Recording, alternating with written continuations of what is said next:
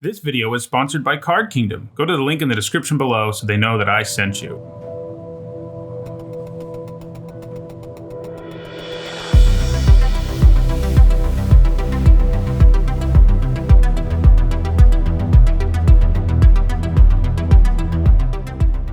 Hello everyone, I'm Nitsa and today is Friday, so that means it's time for another MTG Top 10. Lots of people were really clamoring for me to do one of these on Wurms in the comment section from last week's video, so I ran a poll to see how much people really wanted me to do Wurms, and Wurms won a close one, a really close one. In fact, the voting on my YouTube community tab ended at 50% each, so a poll on my Twitter served as the tiebreaker where Wurms took the win.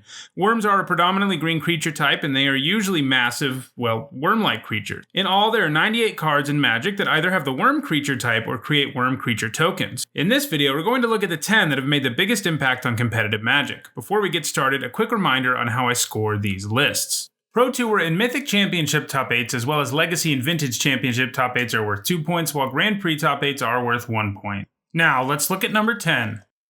At number 10, we have a personal favorite of mine and the only black worm to make the list, and that's Massacre Worm. When it comes into play, it does what its name implies. It massacres all of your opponent's small creatures and also goes after their life total. It was mostly featured as a sideboard card in Standard, where it was especially good at killing all the zombies that were around in the format. It only managed a single top 8 in the sideboard of a zombie deck at Grand Prix Manila in 2012.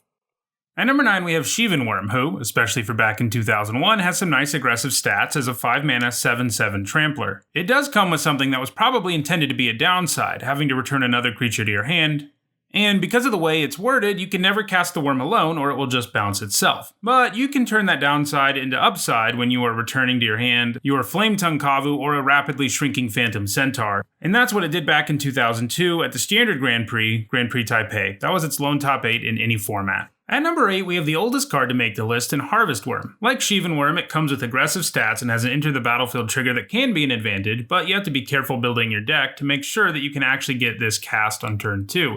Getting land into your graveyard isn't something that happens in most decks, but you need to make sure you're doing it for this. It picked up a Pro Tour top 8 at Worlds back in 1997, where it appeared in one of Magic's earliest Stompy decks, in other words, mono-green aggro. This deck ran cards like Rogue Elephant and Heart of Yavimaya, which forced you to sacrifice lands in turn for aggression, so the worm was a very nice fit for the deck. At number 7, we have the biggest worm to make the list, and that's Worldspine Worm, who is a colossal 15/15. Then, even if your opponent does find a way to deal with that huge creature, it leaves behind 3 giant worm tokens to finish the game. It does cost 11 mana, which is a ton, but the decks that have played it have found various ways to play it quickly.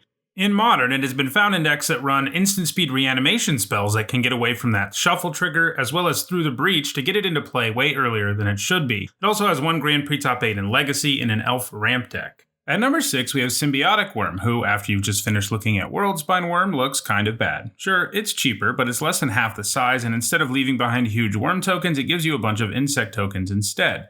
Still, it played a similar role in its own day, as it was a huge creature that had to be dealt with, but even once you did, you were left with a problem. Also, like Worldspine Worm, it saw play exclusively in decks that cheated it into play. It had a single Pro Tour top 8 in both Standard and Extended in Reanimator decks, and was used in decks running Sneak Attack and Extended. At number 5, we have the first card on the list that isn't a creature. Instead, it's an instant that makes a worm token. 4 mana for a 5/5 with Trample is a great deal, especially when you can do it at instant speed and use your huge creature to ambush one of your opponent's smaller creatures. It was featured almost exclusively in Selesnya aggro decks during its time in both Block and Standard, where it was a really good 4-drop for the deck. At number 4, we have a creature that, in the right deck, could be an instant speed 3 mana 4/4 Trampler. That's something that holds up pretty well in comparison with a newer card like Advent of the Worm. Obviously, you had to get Madness going to make that work, but luckily there were enough other good cards with Madness and good discard outlets around in multiple formats that Arrogant Worm fit nicely into any deck that had those things going on. In Block, Standard, and Extended, it was a key part of the powerful Blue-Green Madness deck that was loaded with aggressive creatures with Madness and discard outlets like Wild Mongrel. In Extended, it was also played alongside one of the best discard outlets we've ever seen, Psychotog, which was the centerpiece of a more control-oriented Madness deck. At number 3, we have another spell that makes a worm token, and this one is Roar of the Worm. Obviously, paying 7 mana for a 6/6 worm isn't great. It wasn't great when this was printed, but when it came with Flashback, it was a pretty good deal. While it didn't have Madness, exactly, it was featured in Blue-Green Madness decks alongside Arrogant Worm, which probably makes that the wormiest competitive deck in Magic's history. While it didn't have Madness, if you could discard it early for some value, you could then get yourself a 4-mana 6/6 Worm, which was a pretty great option. Unlike Arrogant Worm, it didn't see play alongside Psychotog, but it did see play in some other green decks like Oath of Druids and Squirrel Opposition. At number 2, we have a Planeswalker who can make Worm tokens, and that's Garruk, Primal Hunter. He's a powerful Planeswalker with a +1 ability that can protect him really well, a -3 that can draw you a ton of cards, and an ultimate that is usually game-ending since you probably just got at least 5 Worm creature tokens. He was heavily played in Standard for all of these attributes, featuring in Kessig Titan decks, a deck that could get a ton of lands into play in a hurry, so the ultimate could be particularly threatening, in addition to the fact that it could help you draw into your Primeval Titan. It also saw play in more traditional aggro decks like Green-White and Green-Red.